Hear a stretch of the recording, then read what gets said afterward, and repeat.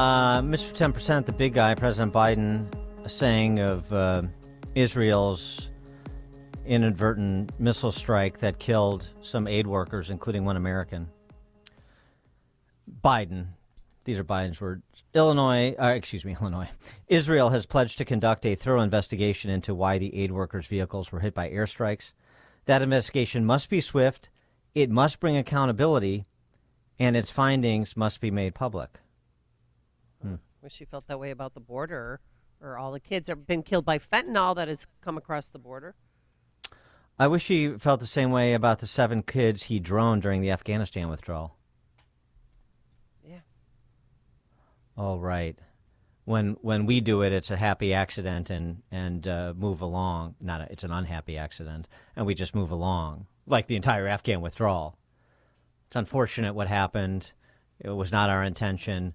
But that's all we have to say about it, and that's all we expect anybody else to say about it. Here's some money. Yeah. But with Israel, that investigation must be swift. It must bring accountability. Its finding must be made public because, of course, he's preening before a domestic constituency he is trying to bring back into the fold in places like Michigan. Yep. Swing states where he needs the Muslim American vote. For more on this, we're pleased to be joined by Cliff May, president of the Foundation for the Defense of Democracies and foreign affairs columnist for the Washington Times. Cliff, thanks for joining us. Appreciate it. Dan and Amy, good to be with you. So, of course, these occurrences in times of war are tragic and awful, and I'm all for the level of accountability that's called for, and the rarest of all things, holding someone in government responsible for making a bad call that results in the loss of life. But, it's a little, America generally is sort of living in a glass house on this issue, but particularly this administration, isn't it? I think that's true. One of the points you've made is that when the United States has been at war, we have inadvertently killed people who were in the war zone. That happens in a war zone. Anybody who goes into a war zone, I have as a reporter, aid workers do, you incur risk, and that risk cannot be negated. In this case, the risk could be negated if Hamas, which has killed dozens, hundreds of innocent civilians, Israelis, Americans, they're holding at least 5 Americans hostage for more than 6 months, torturing them every day. If Hamas would say, oh, well, I guess it's time we release the hostages and put down our weapons, then this would no longer be a war zone. Then aid could go in very, very easily, whether American aid or Israeli aid or UN aid or aid from celebrity chefs. That would make things, but it's not simply Israel's responsibility to stop firing at those who have invaded and who have attacked and who are continuing with the war crime of holding Israelis and others in tunnels as hostages where they are abused, tortured, raped, and are dying at a rate we absolutely do not know. Well, I'm sorry, Amy. With this aid piece, though, too, we did those airdrops a few weeks back. 2 weekends in a row.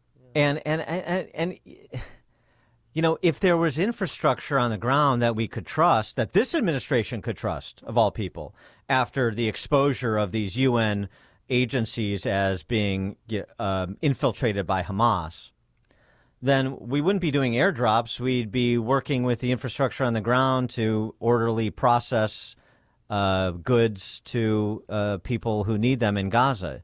So, I mean, what does that tell us about, all of this, with this? It's very sort of generic. We talk about aid and providing aid, and we throw money at it, and we say we're going to send $60 billion worth of this and $20 billion worth of that. But then you have to get it to the actual people in need.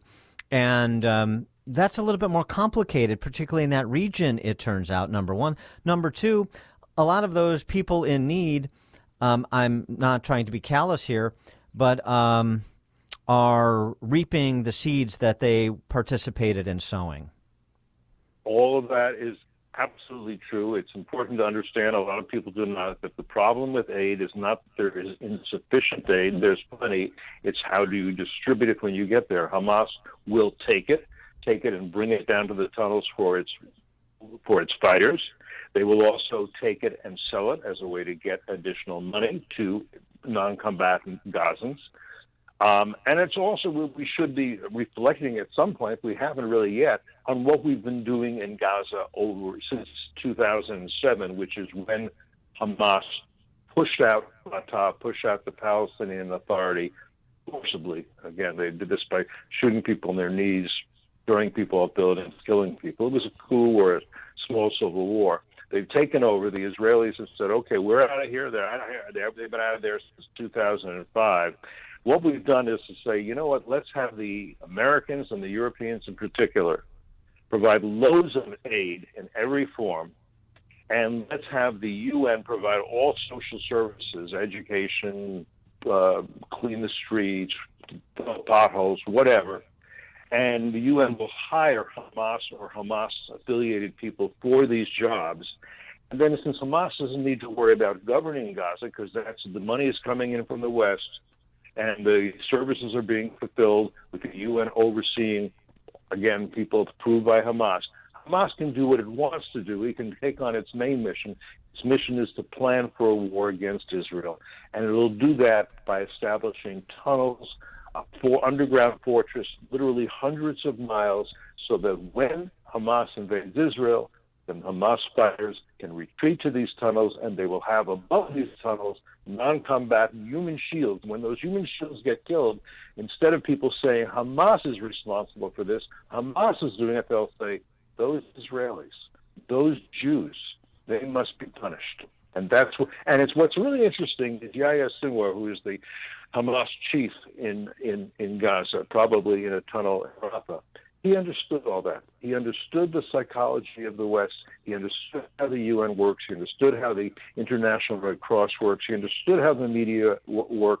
He understood what would happen very well. You have to give him credit. He's been very smart so far. May not turn out the way he thinks, but he knew no matter how egregious the war crimes and atrocities he commits, in the end of the day, it's the Israelis, it's the Jews who will take most of the blame from most people. Now, I know Well, let me just one more on this. To ask this a different way in the context of all the protesting that's going on and the overheated rhetoric from, the Kamala Harrises of all people, who knows nothing, and Macrons of the world, invoking war crimes in a conversation about Netanyahu's management of the war. Is there anything that you have seen reported or that you know from your experience and connections that any instances where you say that Bibi, the Israelis, have been reckless or sloppy, not as circumspect as they could have been in the context of what is possible during wartime? Anything where they have been indiscriminate in any way? No, and quite the contrary. And I don't. And let me just cite the people who I respect on this. John Spencer is at West Point, and he is perhaps the world's expert on urban warfare.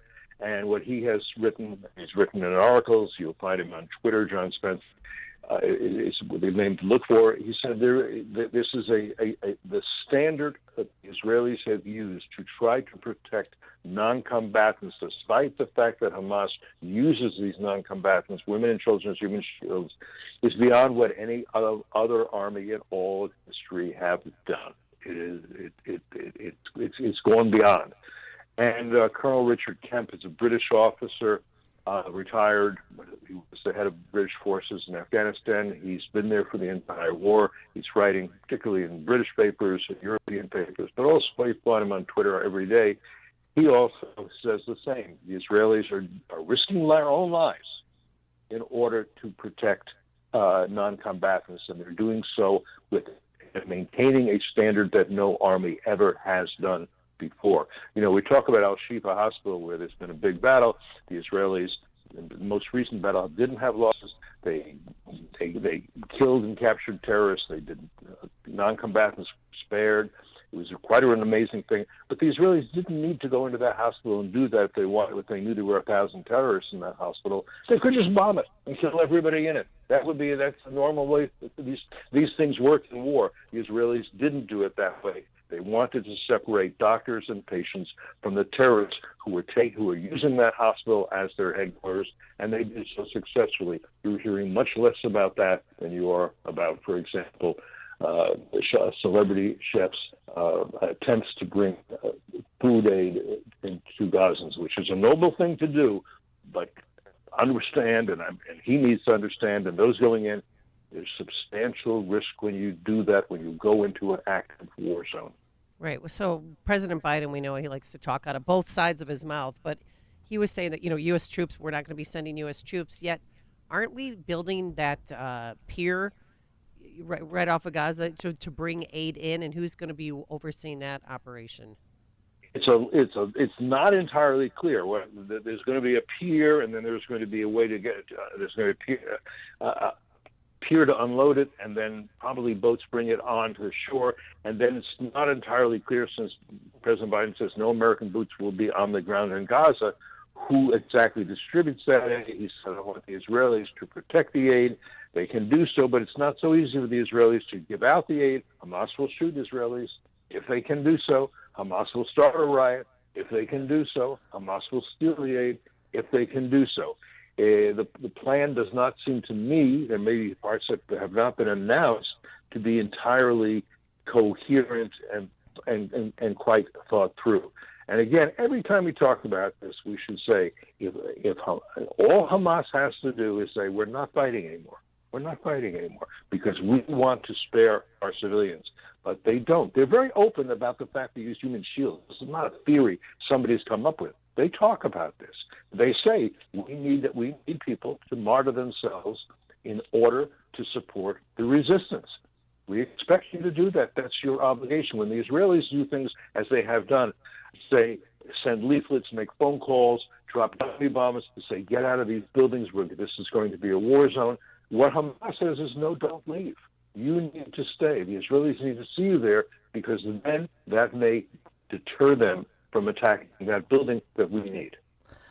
I want to turn to Ukraine and this idea that is being floated by House Republicans, by Speaker Johnson, that the aid they'll agree to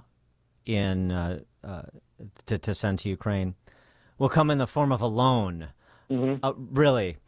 So if the White House wants $60 billion, let's just use that number. So we'll do a $60 billion loan to Ukraine. Then they're going to pay it back in 48 easy installments. I mean, it's not a loan. This is a country that is looking at maybe $500 billion rebuild cost at this point. Where are they going to come up with any money to pay back anything that America drop ships to Kyiv? I mean, isn't that just a little bit of sort of I think it's going to be ineffective sleight of hand or sleight of tongue? I'm more in favor of it than I guess you are, Dan. I've talked to Newt Gingrich about this. I know that that President Trump thinks this is not a bad idea. This would be akin to what FDR did early on in World War II, which was Lend-Lease. And maybe you get this money back, and that's possible if Ukraine maintains its independence and can again be what it has been, which is a breadbasket for the world.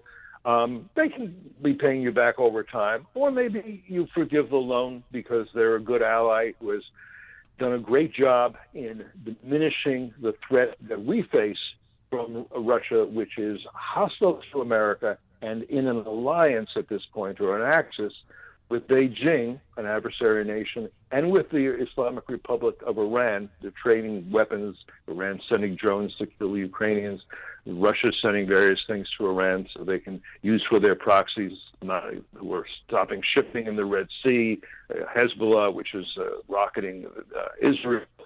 And of course, they're also, this axis includes Russia, as I said, and China and Iran, but also North Korea and increasingly Venezuela and Cuba and Nicaragua. So I don't think it's a bad idea to say, look, let's make it a kind of Lend-Lease program. Let's help. But I mean, the Lend-Lease comparison isn't a great one, since we got from Russia and Britain pennies on the dollar in terms of what we provided. So And it's also not Here's great what I when would say: if we can seriously diminish the threat, the military threat Russia represents for 3 or 4% of our military budget, I think that's a better investment than any we made. Well, fine. I understand that argument. So make that argument, but don't tell me it's a loan. I mean, it might as well be a student loan that Joe Biden's going to forgive with the political culture in D.C. I mean, come on. So we're not giving them money. It's a loan. Come on. This is what we're talking about is Washington politics. Yeah, I know. Politics, you try to find an elegant solution that will make enough people happy. Yeah, but that we don't abandon Ukraine to the tender mercies of Vladimir Putin. I know, but you know what? I mean, don't I'm you all think? For honesty in Washington. Exactly. I'm not optimistic we're going to get it anytime soon. I know, but it's just like don't tell me beautiful lies. I mean, don't treat me like I'm an infant. Just make your case. Make the case like you said. This is a small price to pay for the potential impact, and even if there's ultimately going to have to be a negotiated armistice, and maybe at some point in the not too distant future we're going to have to push that and stop pretending that we have no say in this. It's all on Ukraine. They can't have it both ways. You can't just ignore your sponsor and expect a blank checkbook. So at some point we're going to have to be adults here too. But I mean, the whole flim-flammery. It's not even good flim-flammery. That's the thing, I guess. Be better at your job, I guess. I don't know. Well, all right. I'm certainly making the case that we don't let Putin prevail in Ukraine, and think that he'll then be satisfied and open a yoga studio in St. Petersburg. He has more on his agenda. If I have to agree to a Lend-Lease program rather than say, yes, let's use 3% of our military budget to decimate Putin's military capabilities, I'm absolutely willing to do that. But I would say I understand. I sort of watch and see how things are done and how the sausages are made in Congress. And believe me, it's not a pretty process. No, I know. I wish more people would pay attention because, as Thomas Jefferson observed, if people did know, as Bismarck observed, too, people did know, then there'd be a revolution. And that's, I think, the order of the day. Anyway, Cliff, I appreciate it. Cliff May, president of the Foundation for the Defense of Democracies and foreign affairs columnist for the Washington Times.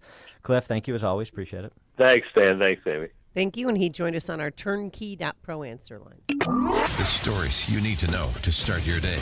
This is Chicago's Morning Answer on AM 560.